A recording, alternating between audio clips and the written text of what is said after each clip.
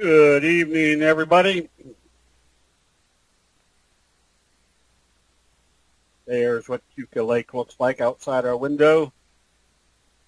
And there is who keeps an eye on everybody while I'm not looking.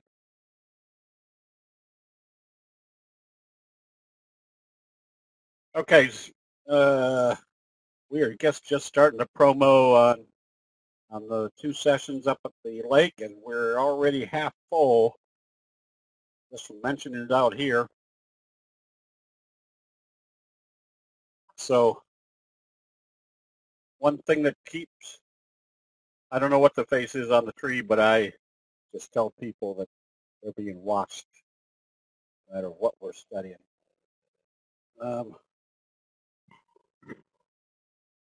But one of the questions that keeps coming up is, do we have hotel rooms or motel rooms to stay up there? And the answer is no. You stay right at the house. If you fly into Rochester, I come pick you up.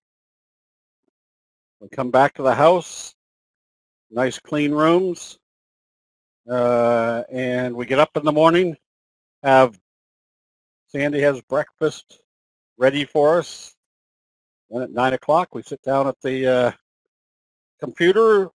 We have refreshments all day long. We got snacks. But more importantly, you get a ton of information. You get a much more clear understanding of how to use candlesticks. But we make it so that it sinks in, that you're not just getting crammed. We take our stretches. We take our flops in the water. We have good meals. And it's not the type of thing where you go for a few hours and then that's the end, and then we start up a few more hours. Usually we're talking investments the whole weekend. And I guess the two biggest aspects that a lot of people get is, number one, if they're having problems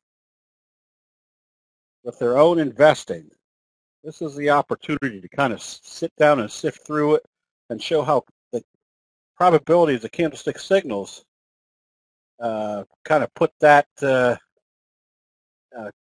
those, mental blocks out of the way, number one. And number two, usually the biggest comment or feedback we get is that the light went on, that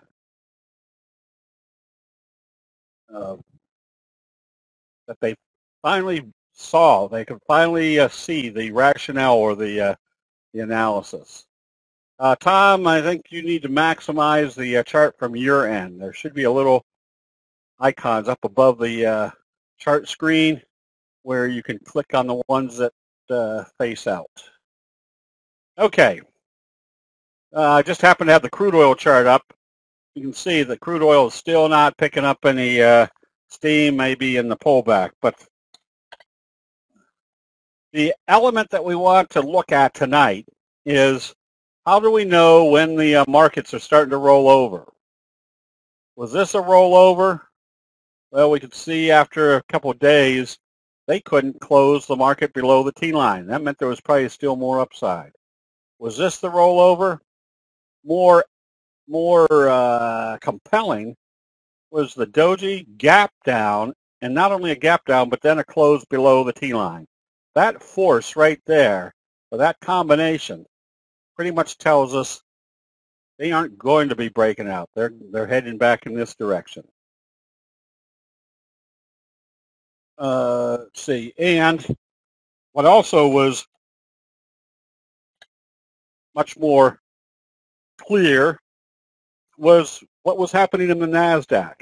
Now, if we look at the Dow, or we look at the S&P, or the NASDAQ by themselves, that may not give you the complete story. It may give you most of the story, but not the complete story. The complete story comes in when you can see that the indexes are all kind of acting uniformly or in the same direction. So at the same time we started seeing selling in the Dow, look what was happening in the NASDAQ. Doji, that really didn't signify that there was a reversal yet. But the fact that they gapped it down on Friday gave us a few pieces of clear information. One, they were gapping down through the T-line after a doji. Two, we could see the stochastics being in the overbought area starting to curl down. But most important is, where was this all happening? Right at the same level they started seeing sell signals over here. So not that they, see, I phrased that wrong. Everybody that was watching to see whether it was going to get through this level, we could see we weren't getting through that level. We had doji up here. The doji gap down. That pretty much told us pretty quick they weren't going up anymore. They were starting to head down. So where is it heading down to? That's always the question. Well, we know we got a lot of room in the stochastics to the downside. We know that the NASDAQ didn't support at the 50, so that makes this the next target. Or we can pretty much, how do I do this? Pretty much analyze if this was a trend channel. This might be our next target down here at that next trend channel. The Russell, no, not any real reason why I don't look at the Russells. Just the Russell usually looks pretty much. The Dow and the S&P look the same. Usually the Russell and the NASDAQ look the same. So, and the Russell will give you one more element of analysis that the small cap stocks are doing something. So there was kind of that, not a real complete reversal signal in the Russell, but the gap down, so you really didn't have a reversal signal and a gap down. But if you put that in conjunction with the NASDAQ, where you did have a signal and a gap down, and you look at the Russell at the same time, you can pretty much see that they were selling off everything. So with that in mind, the number one analysis that you want to do whenever you're scanning is, are we heading higher? Are we heading lower? Or are we heading sideways? Well, if we're up here in the overbought condition, and we have this to contend with, now you start saying, all right, if it opens positive, we know the rule of the doji. I hate that thing. We know the rule of the doji. If it opens positive, they're breaking out through this level. We're heading higher. If they fail at this level, I mean, we can see it immediately that they failed, but it might take a while, 2 or 3 days, for everybody else to realize that it's failed. But that adds to the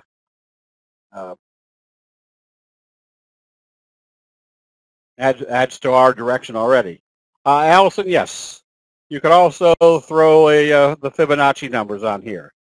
Now, a lot of people always say, well, do you use the Fibonacci numbers to trade? And the answer is no. I use the signals to trade. I use the Fibonacci numbers to say, all right, if I happen to see a buy signal right in here or right in here, what's that telling me? Well, it's telling me one of those Fibonacci numbers is where people are starting to buy. So I don't use the Fibonacci numbers as a buy signal. I use the Fibonacci numbers to tell me that if the buy signal is occurring in the candlesticks and it happens to be coinciding with one of the retracements, that's just that much more added credibility to that buy signal. All right, so that puts us in a situation where if we can analyze that we're heading down, we do have our targets. They've missed this target. They missed the 20. They might go to the 50% retracement of the Fibonacci. But more than likely, there's going to be more eyes watching what it does at the 200 versus the Fibonacci number.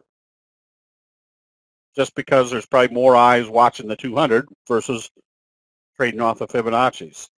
And the reason for that is probably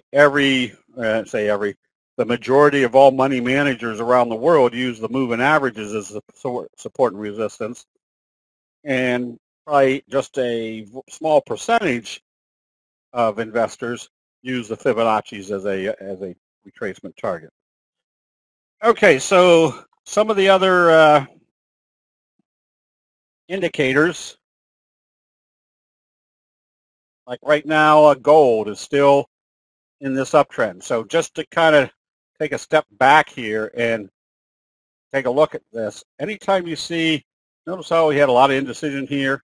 Anytime you see that big indecision unmove or unindecisive move, that usually tells you what's happening after the indecision. You're probably going to have good upside.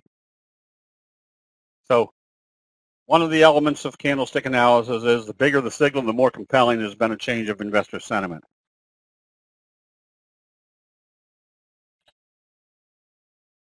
The dollar having a hard time getting moved up.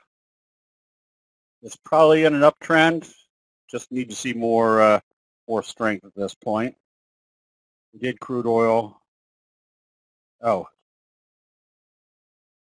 for those of you on the futures, there was a misquote here. I put 1073, which would have been way down here.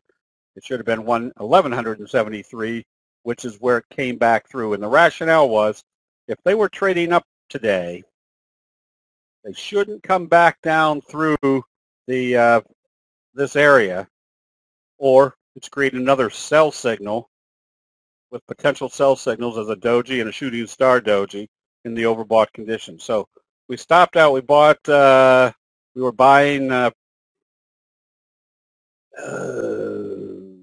soybeans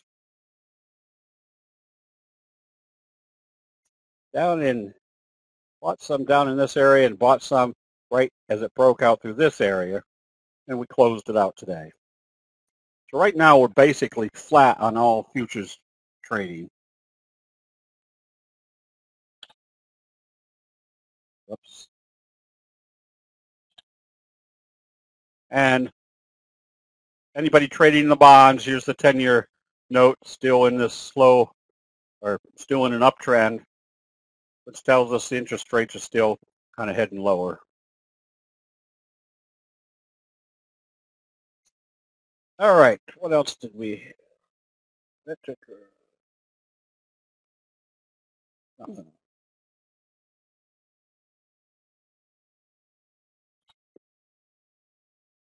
Wheat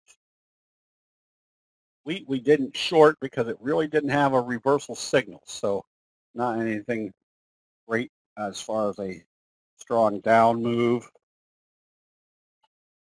Corn,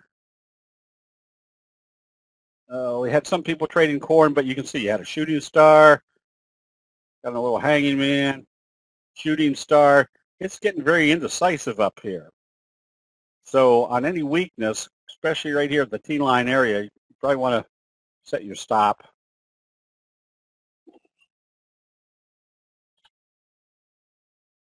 Let's see, this is August silver, which appears to be still in an uptrend also.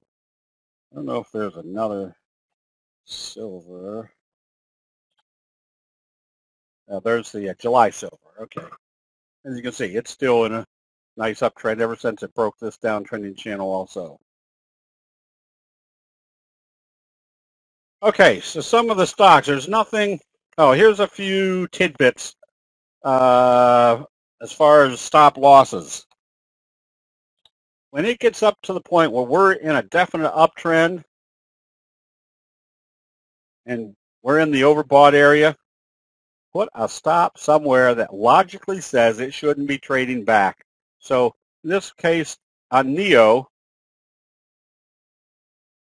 with it doing a little bearish engulfing, but it's still on the T-line, it's in the overbought area, a safety stop.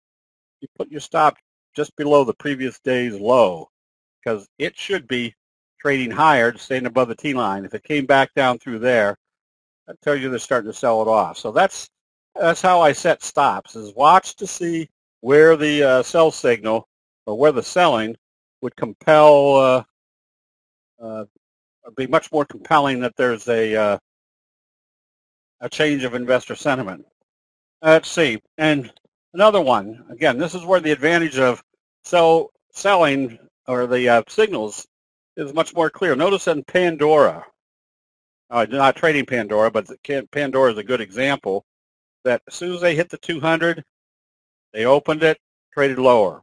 Opened it, by the end of the day, they traded lower. Opened it, traded lower. Opened it higher, but traded it lower. So as you can see, they aren't buying in here anymore. Every time they tried to take it up, they're taking it down. So that gives you a good idea that it's time to start taking profits in here. What's the worst case scenario? You put your buy stop back up here, that it's done a J-hook and come back up. So again, what candlesticks allow you to do is just make logical decisions based upon what we know the signals or patterns are telling us. All right, there's the silver acting strong. You can see that CDE is still staying up above the T line. And another one, HCLP. This one's been staying up above the T line. So there's your fry pan bottom, breakout.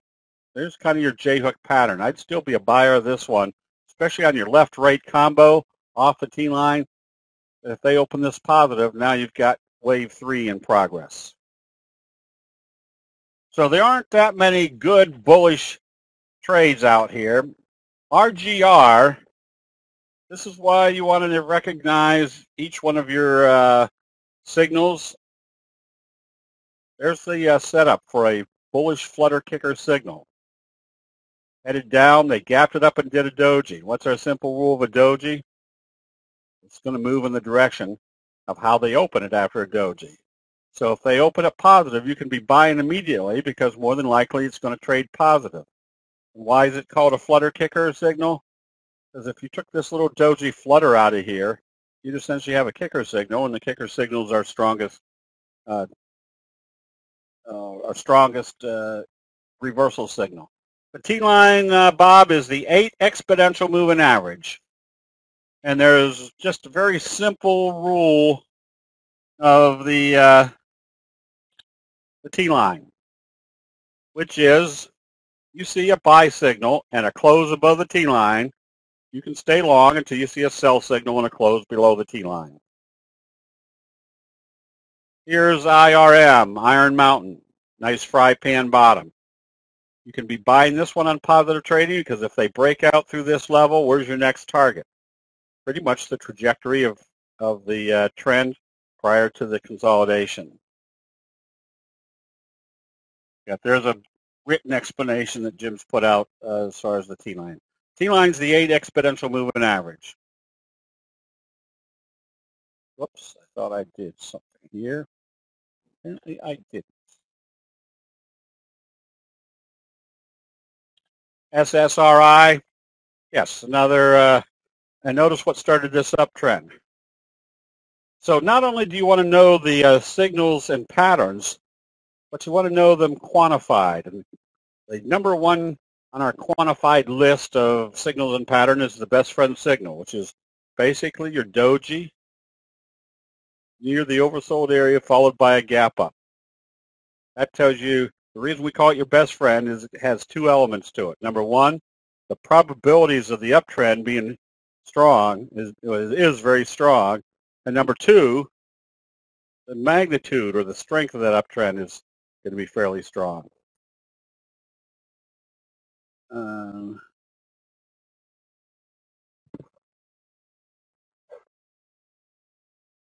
Let's see, RGR. Can you call the long-legged hanging man in?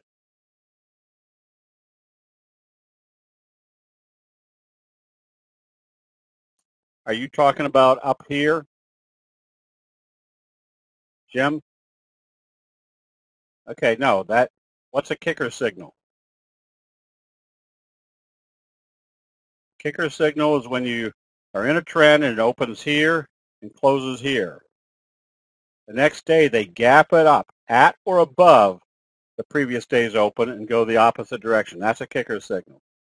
This was the potential of a morning star signal, but then turned right into an evening star signal.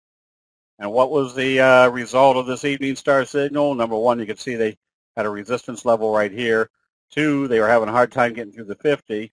and 3, they were closing below the T-line. So we'll find, let's see, there's another one that's, this one. This is your kicker signal. Notice how this day opened here and closed down here. The next day they gapped it up above the previous day's open, and they went this way. That's what created that strong move.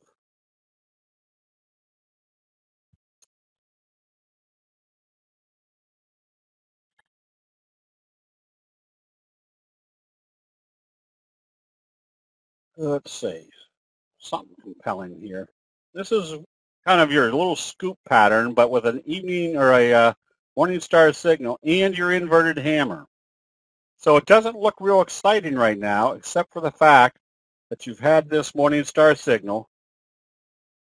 And remember our statistic, which is an unofficial statistic made up by me, not made up, but observed by me, that probably 95% of the time, if you see an inverted hammer and they open up positive the next day, your uptrend has started, which also makes your stop loss process very simple. If it opens positive, and we just assume that through the years I've noticed that 95% of the time or greater it's going this way, where's our stop loss? Right here. If it opens up and starts moving this way, it shouldn't come back this way. That negates everything that the signal is telling you.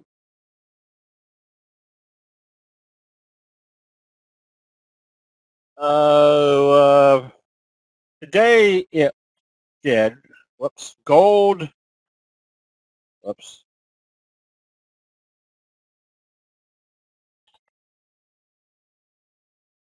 Oh, that's not even the right one. Gold was acting strong today.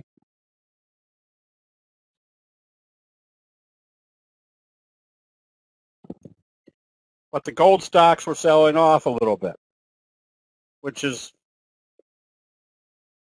not unusual, but it's usually common that if the gold is up, the gold stocks will stay up. So this is SA pulled back, but that may have also been a function of the market selling off. Does it matter if the hammer is red or green? No. Remember, the important aspect of a hammer signal, I forget which one we were looking at, is the tail. Anyway, what stock were we looking at with the hammer in it?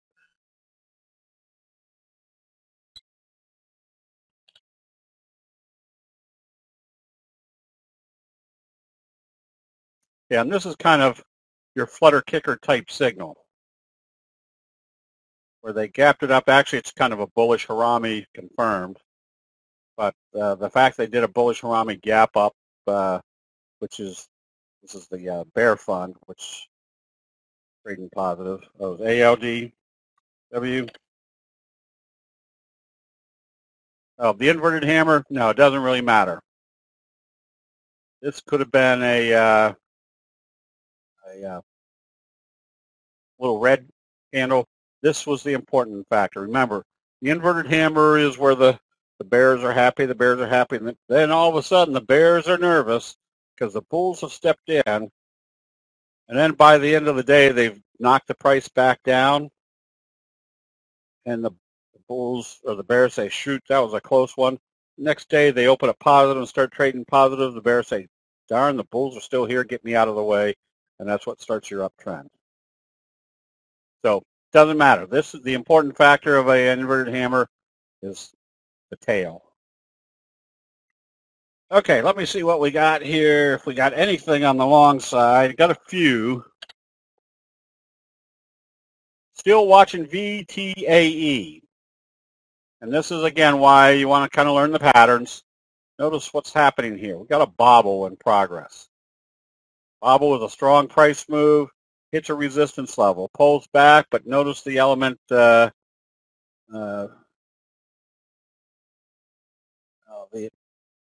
The aspect on this chart is they haven't been able to close it below the T line. So very simple. If they came back up through the 200, your bobble pattern, which is failure at the resistance, pulls back, can't get through the T line, and comes up through the resistance. Bobble pattern is just a more clarified J-hook pattern. You can see where the selling started. You can see where the buying has come back in.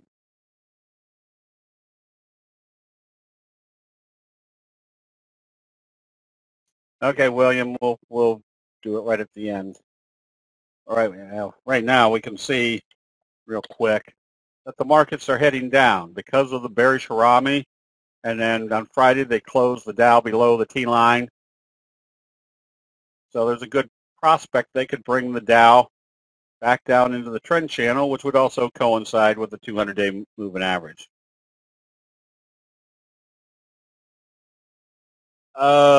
Zig, doesn't matter what was in the oversold area.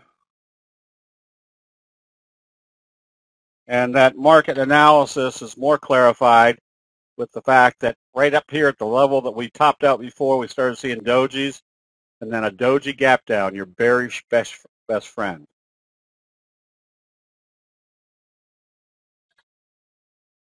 BTAE, no, remember, your signals are, your signals are usually what you're looking for in the oversold area. Your patterns are usually going to be in the overbought area. So that's the difference between a pattern recognition and a signal recognition. You want to see buy signals occurring in the oversold area, and usually a pattern is going to break out once it's already gotten up into the overbought area. HMNY is something you want to keep an eye on for a trader.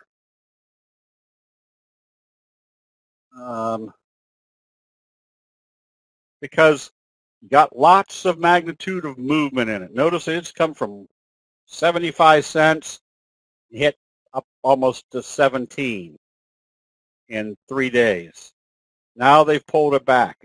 And today they told us that the selling has stopped. So if it opens positive tomorrow, I wouldn't be trading this as a buy and hold, obviously, but I definitely would be trading this off my 10-minute chart because the magnitude of movement could be fairly big. Bob, I don't trade Forex, but it works just as well on Forex as it does on anything else. Remember, candlesticks is not an analysis of a market. It's the analysis of what's going on in investor sentiment in that market. So it works as equally well on stocks, bonds, currencies, commodities, tulip bulbs, anything that would have fear and greed in it. When you have a bullish signal below the T line, you wait for the close above the T line. Two avenues of analysis. There's a bullish engulfing signal that closed just below the T line. If it opens positive, I'm buying. Now, I wouldn't be buying on this day. Let's say it was a bullish engulfing signal that closed right here. If it's that close to the T line, yes, I'm going to wait for it to close above the T line.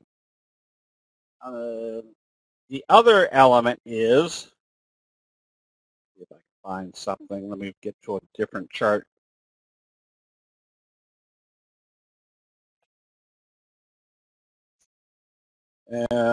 Yeah, on something like this, when you're that close to the T line, there's your little inverted hammer, close above the T line. That's when I would start buying. But I'm trying to find one. If this had been down here, remember, the further away you are from the T line, the higher the probability it's going to come up and test it. So right here, I might wait for it to close above the T line. If it was trading down here, that far away from the T line, and I saw a buy signal, I'd be buying and then wait to then see what happens once it gets up to the T line. Use for a sell, do you wait for a close below the T line? Once again, if I'm that close to the T line, I guess these were all kind of, if I'm close to the T line, yes, I want to see that it's, what was the other one?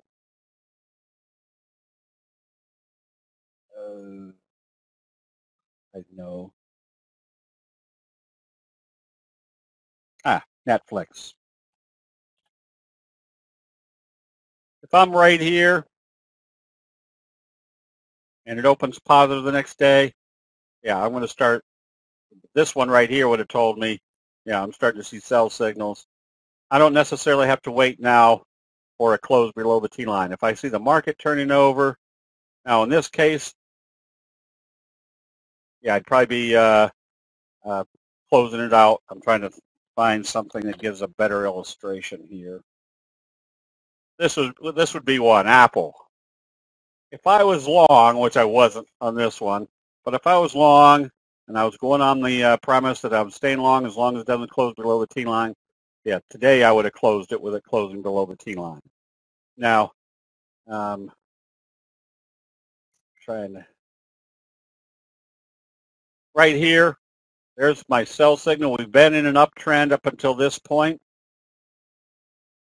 At this point, I would, if it closed right here and it's been up above the T-line for this long, then I have one simple criteria. I held on to it. It has to open positive and trade positive to stay in it. If it opens lower, close it out immediately. Let's see.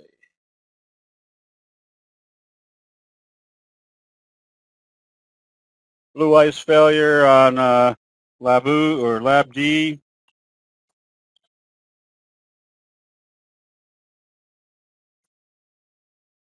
Did I hit this right?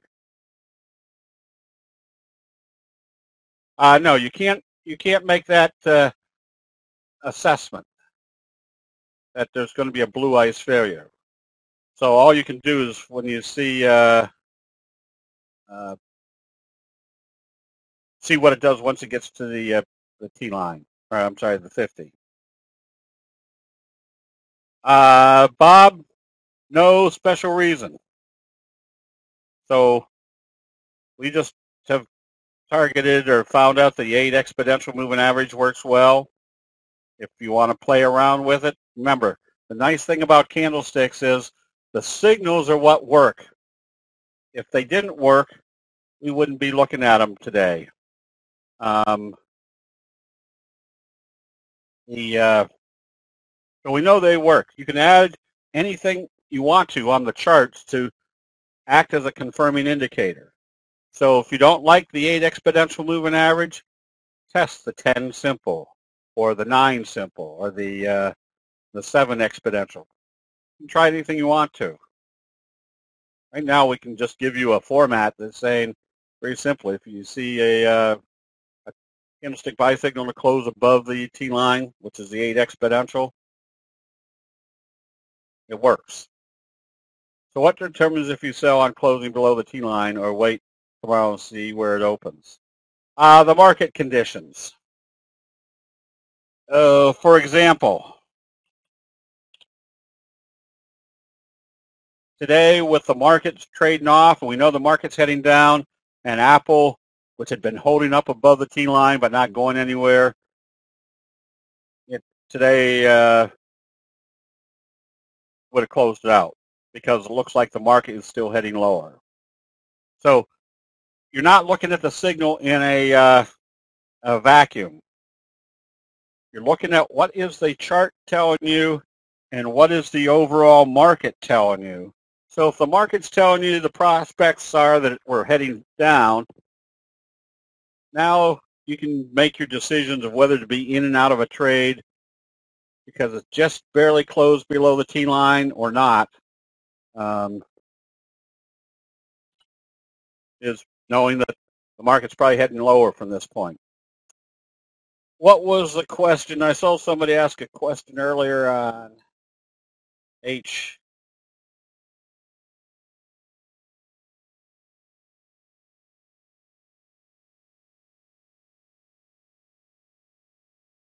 Oh, somebody's, I forgot what the question was on HBM. And I'm trying to, Bob, don't consider the fundamentals. Remember, candlestick signals are the accumulative knowledge of everybody buying and selling a trading entity during a specific time frame. So that means everybody in the world that has been analyzing that stock, which is 90% of them or greater, are analyzing it based upon fundamentals. All we're seeing is what their decisions were based upon their analysis of the fundamentals. So we're not fundamental investors. We're watching to see what human nature or what the buying and selling pressures are doing. Usually I use market orders if I see something that, if I saw this and the next day it was opening positive, I know it's moving in my direction. I want to just buy it.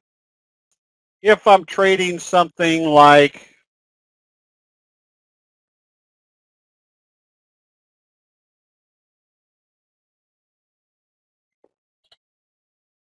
lean hogs tomorrow, looks like it's doing a J-hook pattern. And what would confirm it? I might put a buy stop right here at today's high, which I don't know what that is. I'll put a buy stop at 86.40 because the rationale would be that if it came up through there after this left-right combo off the T-line, more than likely there's a J-hook pattern in progress. I would rather buy it knowing that it was confirming in that direction.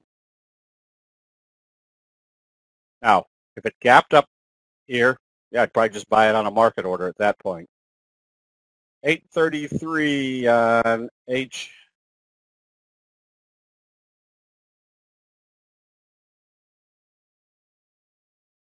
Oops, still not finding it. Whoever asked the question on HBM, ask it again. Okay, what else we got here? Oh, we've been following ZAG because ZAG had started up, but then it closed back below the T line. So we closed it out. It actually closed it out right here. Got ready to buy it back if it opened positive on this day. It didn't. Now we have a little morning star signal.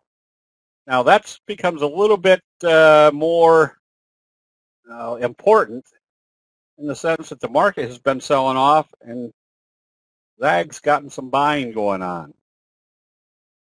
So this one I'd be more apt to start watching on strength.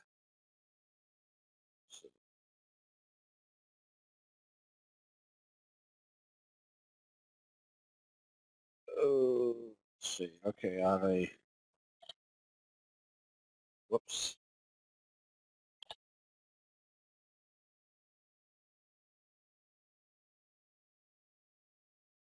In a pattern away from the T line, do you wait till it gets closer? No. If this opened positive, my pattern would be a J-hook pattern.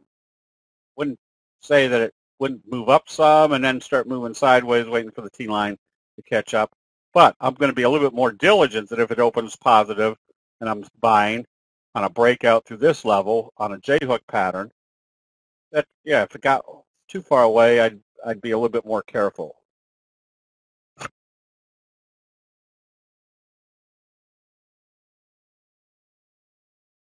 On LinkedIn, yeah, it all depends again on what your timing of trading. If you're trading on a daily basis, I wouldn't be looking at the weeklies or monthlies. If you were trading on a daily basis, yeah, there wasn't anything really here to tell you wanted to be in this one.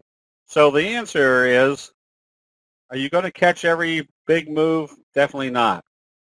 But the probabilities of being in the right move are going to be greatly in your favor. So LinkedIn, I hadn't been a real proponent to this one for a while because it didn't have any movement to it at all. Yeah, it shouldn't be traded anymore. Today, daily charts, and Thursday, 10-minute charts, wide difference. Today, daily charts, Thursday, 10-minute charts, wide difference. Bob, explain that a little bit more. sometimes if you're moving too far away from the T-line, like on a big breakout, then you flip to your 10-minute chart and see when the profit taking starts.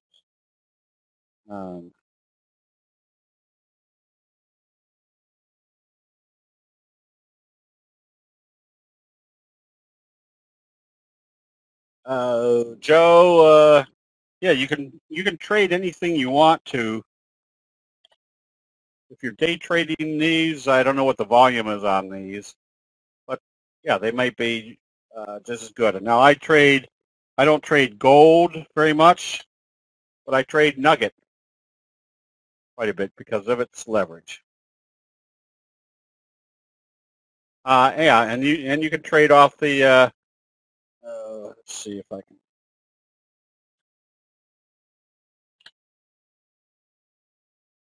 So if you were trading these, they've got a decent magnitude of movement. That's your 5-minute chart. That's your 10-minute chart. Today it wouldn't have been real tradable. It was kind of drifted down. So it all depends on the time frame that you're trading.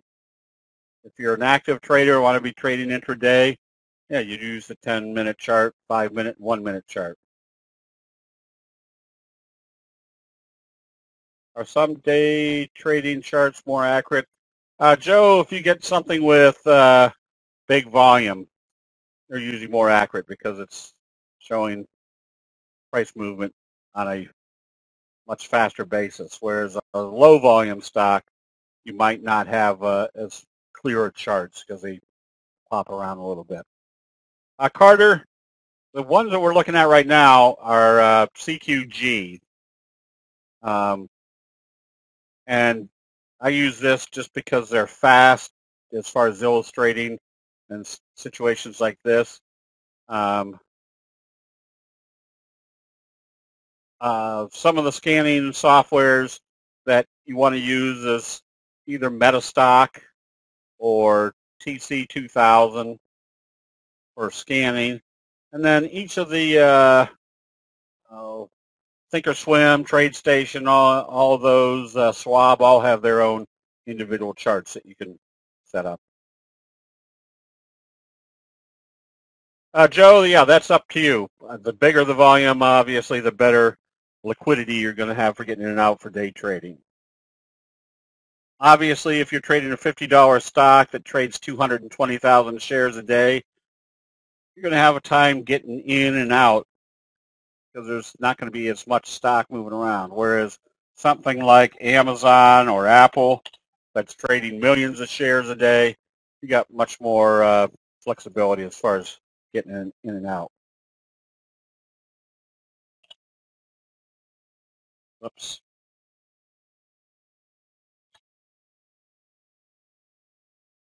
RLYP has a good looking chart. For some reason it looked better when I was looking at it. But you're getting right up here on the breakout level on a big fry pan bottom. So knowing which direction, yeah, hold on to your individual stock requests until I tell Jim to do the double line. Oh, we're still, that's why. Thank you. That's why it looks better. Okay. Left-right combo, inverted hammer. This one you want to get ready to buy on positive trading.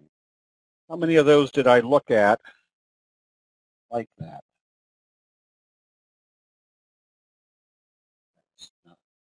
Okay, now, knowing that we're probably heading in a downtrend, or the probability say we're kind of topping out, that we might be coming all the way back down here to the 200, that's where you start scanning, obviously, for the sell signals.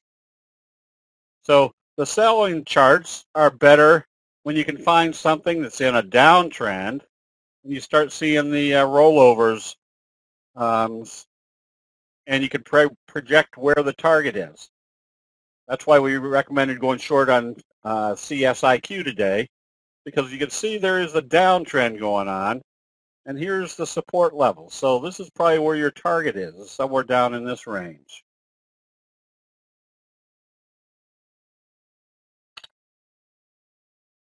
Things like fuel cell. Now this has already come and gone, but I just wanted to illustrate. The bigger the signal, the more compelling there's been a change of investor sentiment. On a setback, can you tell if it's just profit taking or a real trend change? Julian, that's exactly why you want to know what the nature of a candlestick signal is. As you can see right here, they weren't very decisive. Lots of dojis, inverted hammer, not very decisive selling. And they popped it back up. When they broke out, you could see there was compelling buying. But then with the big reversal, that tells you they're not tentatively pulling it back. The bigger the signal, the more compelling it's a hard pullback. And I'll see if I can find some to kind of illustrate. But if you see a lot of dojis, hammers, inverted hammers, spinning tops, and a slow downtrend, it means they're not selling with any great vigor. They're just selling with just some profit taking. Right now, we recommended going short on blue because once again, you can do a pretty much a trend channel right down through the tops. Close. Even if it comes down here. And notice what it did coming back through the T-line. Let's make this a little bit bigger. Kind of gapped down through the 50. And today they took it up and then closed back down near the end of their trading range. Stochastic's heading down. So what does this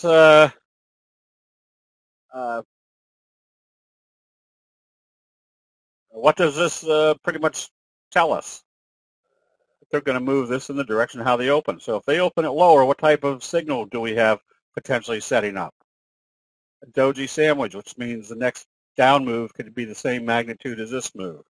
So this is where in the options room, kind of mentioned on the close, it bought some puts because if this is another big down day, got a good chance of doubling your money in those puts.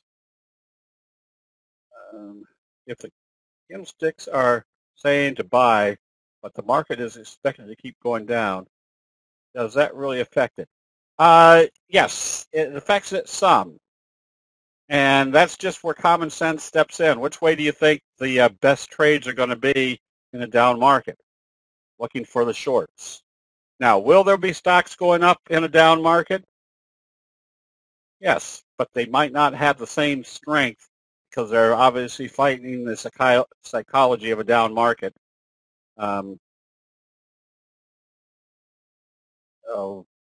So right now, if you have a portfolio of 10 positions, more than likely you're going to be looking at having probably about 8 short positions and maybe 2 longs. There's always going to be good stocks or good bullish trending stocks in a downtrend. There's always going to be stocks selling off hard in an uptrend. We've got the capabilities using candlestick signals to identify which direction. And so putting everything in an alignment, all the stars in alignment, is merely analyzing that the market is heading down, analyzing which sectors have the strongest stock selling or strongest, which is the strongest selling sector, and then go into that sector and say which stocks have the strongest downtrend or signals. So you're putting kind of all the probabilities in your favor. Bob, we've got our scanning formulas out all over. I mean, there's our scanning formulas on TCNet, Metastock, TradeStation, Thinkorswim.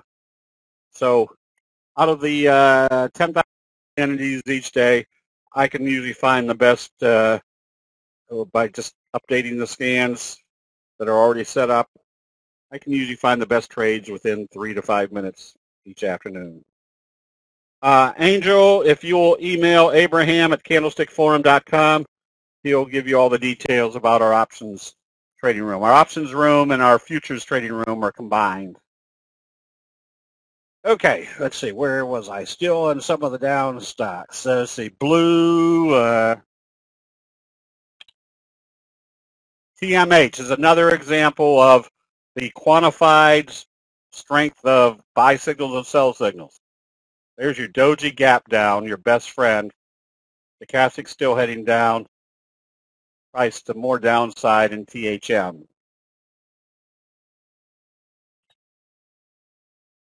And Wix, this is a common, not common, but this is a high probability reversal where you have a bearish Harami and then a strong down day, telling you there's been a change of investor sentiment. That's on Wix. And the same thing can be seen in ALK. There was your bearish Harami, doji, gap down. So what's this tell us about this pattern? Like wave 1, wave 2. What's the magnitude of wave 3? Usually the magnitude of wave 1. So that tells you there could be another 20 points to the downside on Alaska Air. And SIG, down move, flat, down move, flat. Now we're seeing some more selling. If it came down through this level, there's a good prospect of another 30 points to the downside.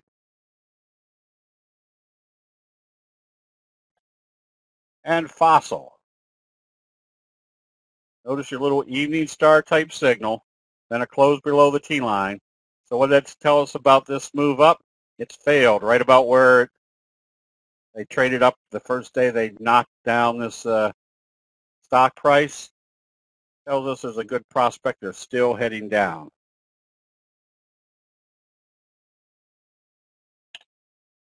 Nordstrom's, same scenario.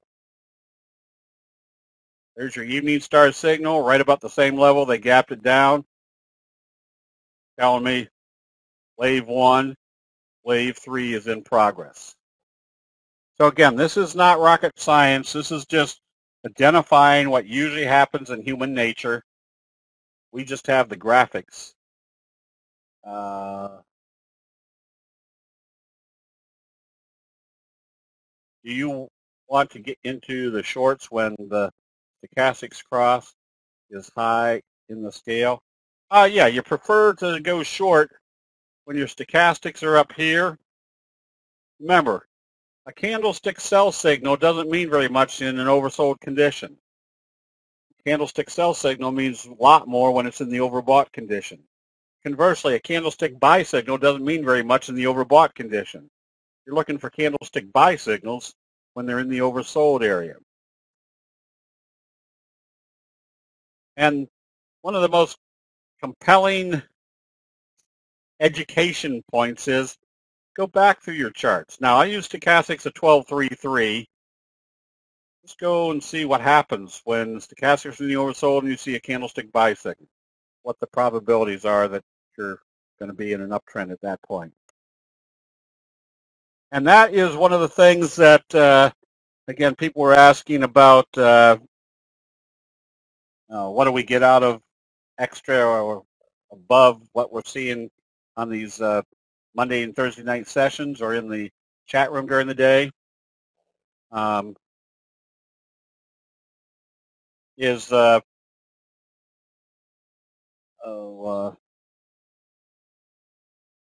Jim, you jumped the gun.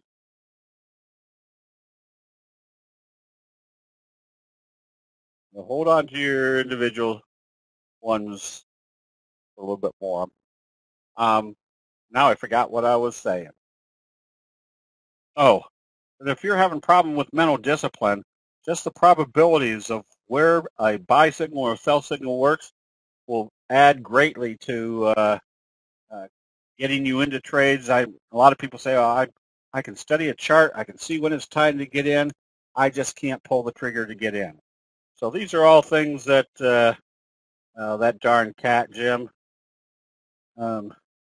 These are all things that we kind of go through in these private training sessions. Is you get time to sit there. If somebody has a problem, we can take 20, 30 minutes to kind of dig through it and show how to use candlestick signals and patterns to kind of get through that mental faux pas. And the reason we can do it is with 4 or 5 people in front of the screen, more than likely there's a few other people in front of that screen that probably have the same problem or the same questions. So it's definitely a good learning process. Here's kind of your flutter kicker signal to the downside. Notice you had a green candle here. Let me make this big enough where we can see it. The next day they gap down at or below the previous day's open. Then the following day after a doji was a lower open. So if you took out this little flutter, you got a strong sell signal. All right. Yeah, that was a flutter kicker. STX. Another one that observed the obvious. Kind of a dark cloud forming right here at the resistance level. And what's your trend? You can see your trend's down. So where do you think your next support level is? Right down here somewhere. So that would be a good 100% move to the downside. Can you state again when the best time to buy? Just simple logic, Lou. The Japanese rice traders say if you see a candlestick buy signal in the oversold condition, the probabilities are that it's time to be buying. If you see a candlestick sell signal in the overbought condition, probably a good time to start going short or selling that position. So because of the graphics, we've got one simple rule. If you see a candlestick sell signal and a close below the T-line, you definitely don't want to be long. And you can start going short, like in Netflix. Now, Netflix got scary today. It opened here and went all the way up to the T-line in the 50, which if it closed up there, that would have said, there's buying. But if you're in a downtrend, what is our simple rule? You stay short until you see a candlestick buy signal and a close above the T-line. The fact that they brought it right back down again not only tells you that you're good to stay short, but if it opens lower tomorrow, it's probably a good short because it's telling you they aren't going to go up above the T-line, that your downtrend is still in progress. The retailers like Macy's. Which way is Macy heading? You can see the downtrend. You can pretty much draw a trend line right down through the tops. So where does that tell you you're heading to? Probably down here somewhere. And the same thing occurs in Dix. Just observe the obvious. They couldn't get up above the 200. Now notice when they came back below the T-line, what they do from there. This whole congestion area, they gapped down through it with a doji. Started trading lower. Where do you think the next target is? Your stochastics are heading down. Either filling this gap or coming down and testing the lows. How much is the Fed meeting and Brexit affecting your decisions since they are now issues unknown dates? Joe, I wouldn't know what either one of them would do for the markets. But everybody in the world out there is making their decisions based upon that information. So it doesn't matter what I think or what you think or what Kramer thinks. It's what the market is thinking. And all we're doing is doing the graphic analysis of what the market is telling us is going on. There's that kind of that doji, Harami gap down. What's that telling us about United Airlines? Probably wave 1, wave 2. It breaks down below this level. Now we're in wave 3, which will probably be the same magnitude. So notice your kicker type signal. They were an uptrend, and then they gapped it down and went the opposite direction. So anytime somebody, as a matter of fact, years ago, I learned that it doesn't matter what somebody's opinion is. It's what the market is telling you everybody's opinion is. GBT was doing well until we hit this bearish Harami. Then notice what happened. They tried to take it back up again and brought it back down and sold it lower today. What's that telling us? There aren't any buyers in here. You can still probably be shorting this, especially if it came down through the 50. So the fact that they took it up and then came right back down and did a bearish type candle is just visually tells us immediately that there's no buyers there. And this is where you kind of observe the obvious. What happened when it got to the 50? A bearish Harami in the overbought area. And what do we know about a bearish Harami? Tells us the buying has stopped. What's it tell us the next day when they gap it down? Not only has the buying stopped, but the selling is coming back with force. That's pretty much telling us they aren't going through the 50. They're heading lower. Where's the next target? Probably draw a line right down through the bottoms here, somewhere down in this area. Now, that's the prospective target. Will it always get there? Definitely not. But that's basically what the target could be. And how long do you hang on to it? Until you see a buy signal, if you were short.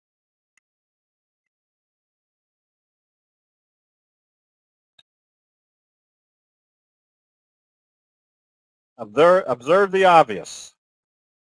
What's our simple rule of the T-line? You can stay long. Notice our bobble right here. Stay long until you see a sell signal and a close below the T-line, which didn't happen until we got right here today. So it was very simple. With it closing right near the T-line today, or yesterday, what's our simple rule? So they better open it positive and trade positive. If they open it lower, start taking profits. Or taking profits here. Some people say, well, you lost this profitability. We're not trying to sell at the absolute top. We're not trying to buy at the absolute bottom. We're trying to get that fat, high probability part. And if you keep in correct trades and take that high probability, your compounding effect will be a heck of a lot bigger than trying to get in right at the top and getting right out, or getting in at the bottom and getting out at the top. The bigger the signal, the more compelling there's been a change of investor sentiment. So if you were long this one, here's a very simple rule. And again, this all comes with the stop loss training. Hold on, I had to take my drink. If you're in the overbought condition, if you go back to the very basic of candlestick analysis, which the Japanese race traders say, or just kind of rhetorically ask, where do most people buy? They buy exuberantly at the top. Where do most people sell? They panic sell at the bottom. So a very simple rule is if you see a gap up in the overbought condition, get ready to start taking profits. So I've got a very simple rule that's made me tons of money. If it gapped up and started trading positive, that means something big should be happening. If something big should be happening, it shouldn't come back down through the open. If it does, that pretty much tells me that was the gap up exhaustion. Put your stop right here, because if it came down through there, it's probably going to create some sort of candlestick sell signal. On the other hand, if it gaps up and opens right here and immediately starts selling off, you put your stop at the previous day's close, because they shouldn't have enough strength to bring it back down through that level. If they did, that tells you the sellers are now in control. But now that that's happened, you got a big bearish engulfing signal in the overbought area. Bounced off the T-line. If I was long and I'd kept this, I'd have my sell stop just below the T-line, because if it opens lower and trades in that direction, it's telling me they're confirming the bearish engulfing signal. So again, these are just kind of very simple rules And that's one of the aspects that a lot of people have a problem with, is some people say, I know when to get in, I just don't know when to get out. And that was always my problem too.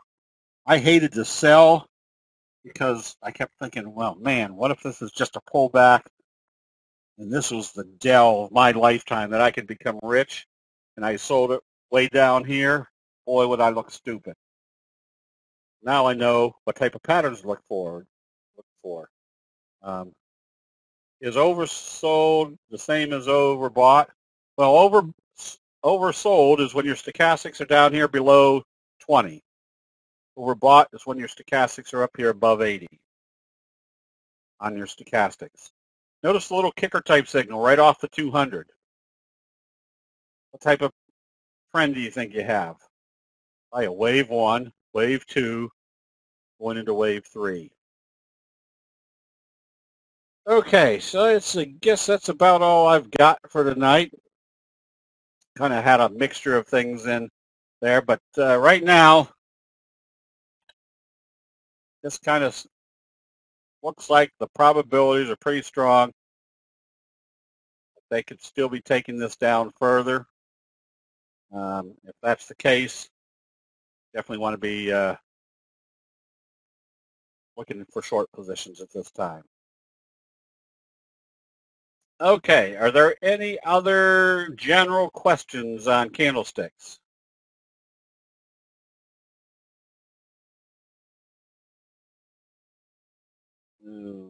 NDX.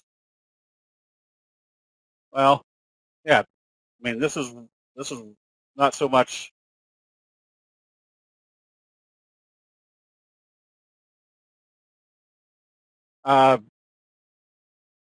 Either they're going to support on the 200 and do a J-hook pattern, or if they don't support here, they could come all the way back down to this area. So that's pretty much the same scenario as the NASDAQ. Failed right at the place that it failed before. And once you see that resistance level, you can draw a parallel line down here. That becomes your potential support level. Okay, I guess with that, now, Jim, do your double line. And in 4.2 seconds, do another double line.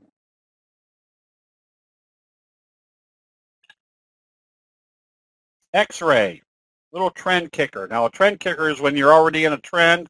Notice they opened here and closed here. Today they gapped it up and went the opposite direction. That's usually an indication there's probably going to be more upside. Just that signal itself tells you that still a lot of buying. IPI, nothing real exciting. I don't know what the volume is on this one, but on something like this, if you're going to trade it, you want to have a volume at least of 1 million shares or more. But that'd be that's not a real exciting looking stock to trade.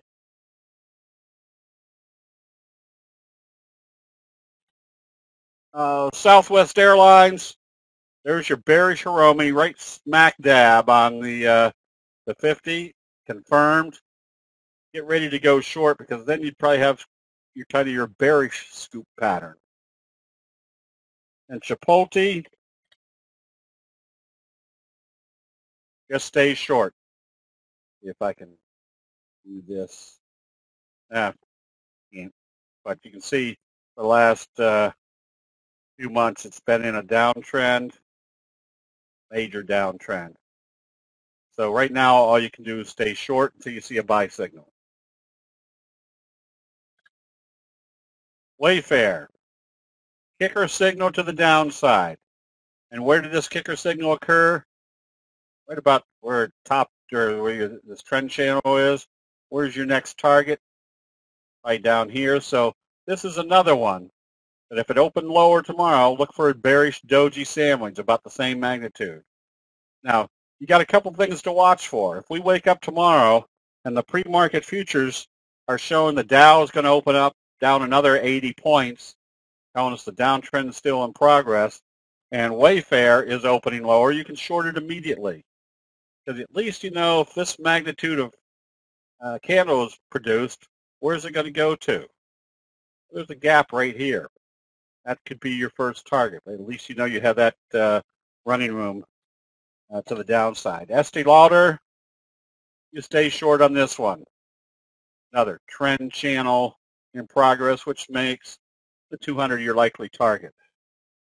Monsanto is just not a very exciting stock to trade just because of its institutional characteristics.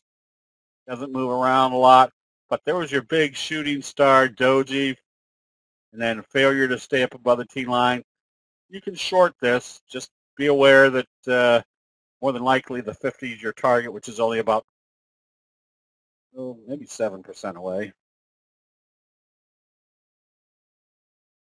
So obviously that would be an options trade.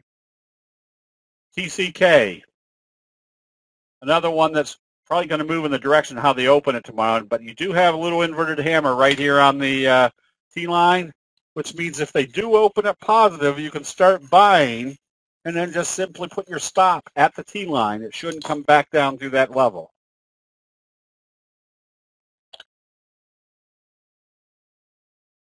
Yeah, there's your best friend, and the fact that they broke this out through the 50-day moving average.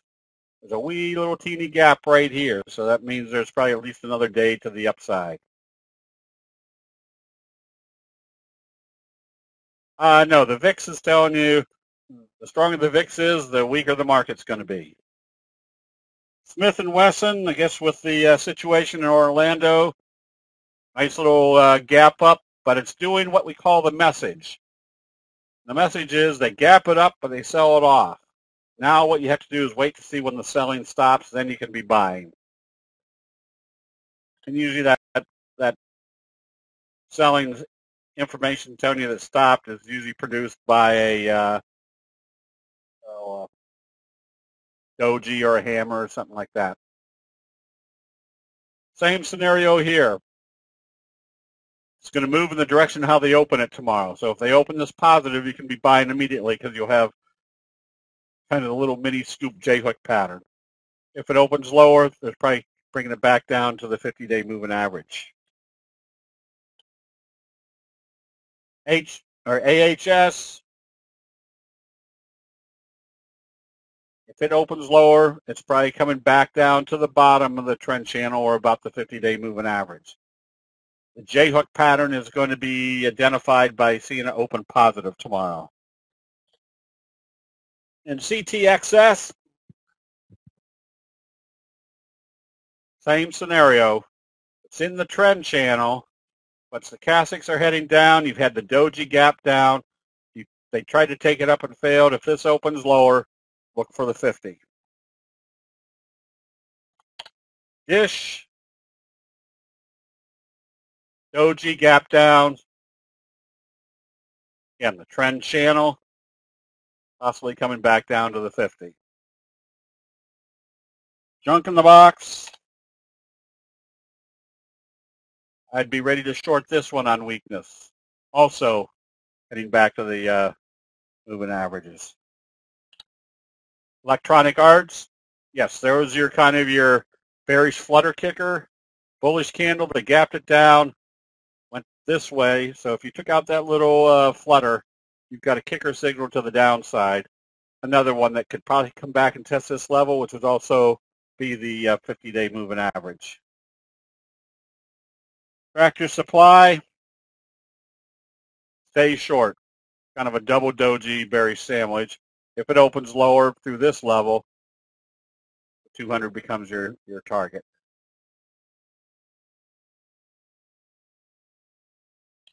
ACAD, we closed it out up here because notice how far away it was from the, I say we closed it out. We closed out the stock up here, and not the stock, the options, because we were getting close to expiration, and you look how far away you are from the T-line in the overbought area. It was starting to show some indecision, so we took profits on the options so we wouldn't lose some premium because of time value.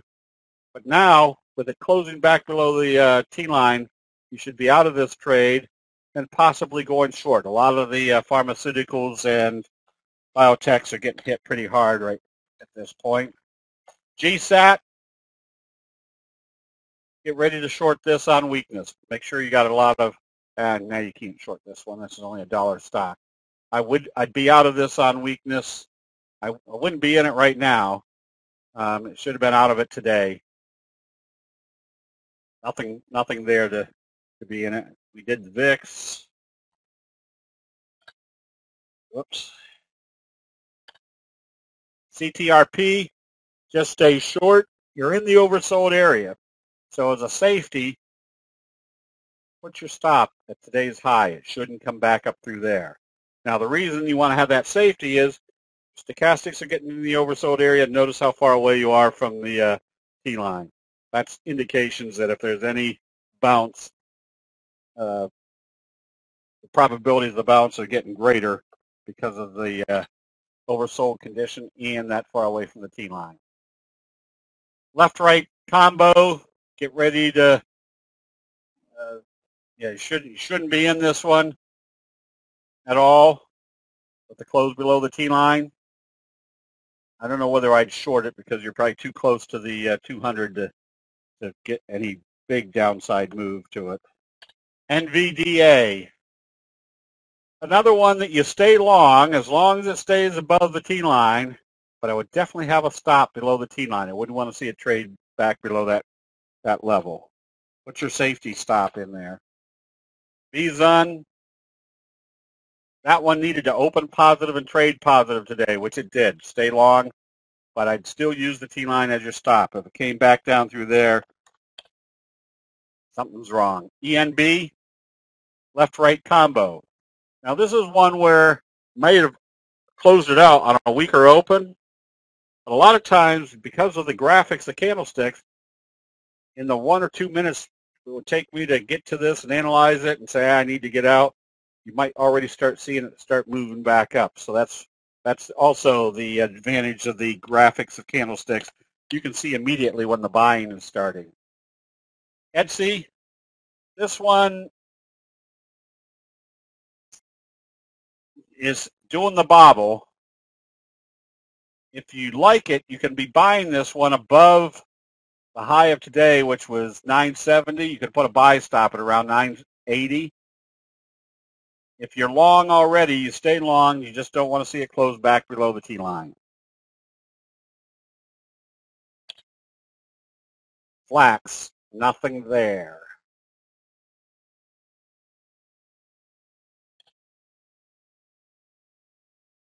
Sun Opta.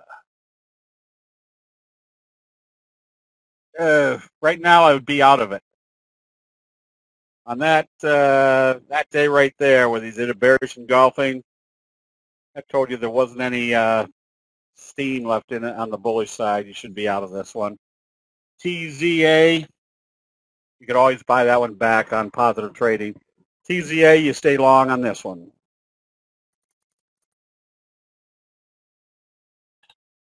Bank of New York. Notice when they tried to take it up, this one's probably coming back to the 50. And Kroger, boy, Kroger has lost its excitement ever since it broke that big, huge uptrend. In the whole scheme of things, I probably wouldn't be long or short Kroger. Just not enough activity or price movement there. Splunk, if this opens lower tomorrow, you can definitely be shorting it because notice what it did today. Came up to the T-line and failed. Adobe, same scenario. If it opens lower, you can be shorting this one. Just watch to see what it does once it gets to the 50. Report, nothing here. I wouldn't be long or short. If I was anything, I'd be short, but it would have to break this support level, and I would suspect it was going back down to the 200. Whiting should be out of this one on a trade basis. If you're holding it long term, stay it as long as it doesn't come below the 50. But when you saw the left-right combo, anytime you see a left-right combo, again, that puts you in the quantified area where your best signal is a best friend signal. Right behind it is your left-right combo. They always have strong implications of which direction they're going to move after that signal. ANIP, another one that if I had been short, I would have covered it when it came back up through the high of the doji. But then I'd be ready to go short again if it showed weakness from here. And that's another aspect that has greatly improved my returns. There'd be times where I got out of a position where I got stopped out, and I'd say, they're not going to trick me and get me back in again. But if the chart's telling you the same thing that it was telling you in the first place, get back in it, because so maybe you've missed out on a little bit of opportunity or profitability. Definitely want to be in a chart that's telling you which way it's going. TTNP, I wouldn't get real excited about this one. If I was long, it would have to open positive and trade positive tomorrow. Prudential, stay short. You're in the oversold area, a good distance away from the T line. Put your safety stop just above today's high if you're short. AKAM, another one you can short if it opens lower tomorrow, and then just use the 50 as your stop. BVN was one of the miners. This one has to open positive and trade positive tomorrow to stay in it.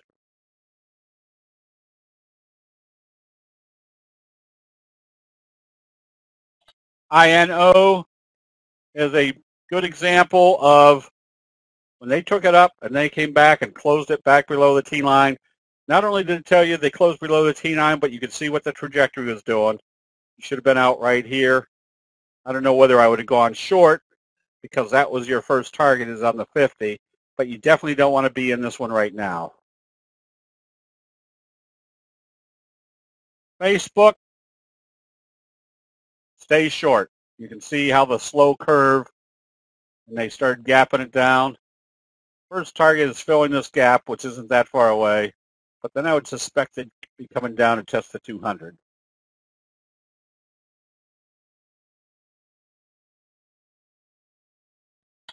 HQC,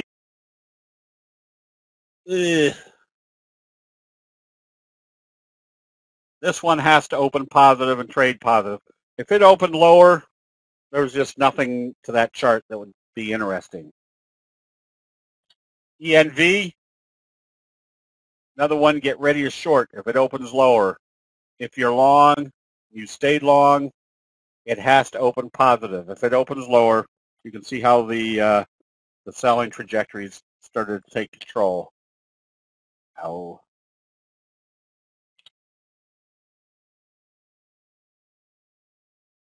Gold Standard Ventures, nothing you can do here except stay long as it doesn't close below the T line. MDF, that is not working, Sean. That might be a lap. INGN, very simple. This one's going to move in the direction of how they open it tomorrow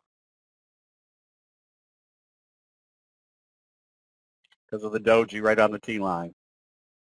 LX or LTXB, you can get ready to short this one if it comes down through today's open.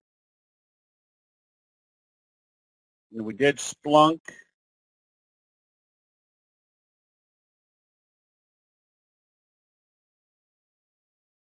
FIVN, stay long. Use the T line as your stop. JOYM, LC. JOY, stay long. PAM, stay long. Use today's open as your stop. Potash, nothing. That's sideways. I wouldn't be long or short this one. SYNA, stay short, especially if it opens lower tomorrow. You have a Berry's Doji sandwich. You're not near the oversold area yet. And PCRX, another one you can be shorting if it opens weaker tomorrow. Reaching this area right here, your bearish J-hook pattern would be in progress.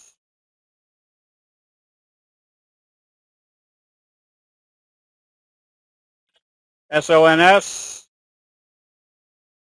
big left-right combo. This one you can get ready to short if the volume is good. I mean, I'd like to see a lot of volume in some of these because if there's not a whole lot of volume, brokerage firms might not have any in an inventory for them to give you as a short. But I'd be definitely shorting that one on weakness. This one looked like the message. There's your little bobble. There's your big breakout. And then this told you the selling had stopped today. So you can be buying this one. If I was buying this one, I'd put a buy stop just above today's high. That would tell me the bulls have stepped in.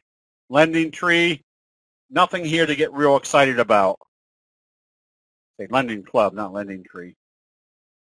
I'd be someplace else. And CETX, all you can do on this one is stay long as it stays above the T line.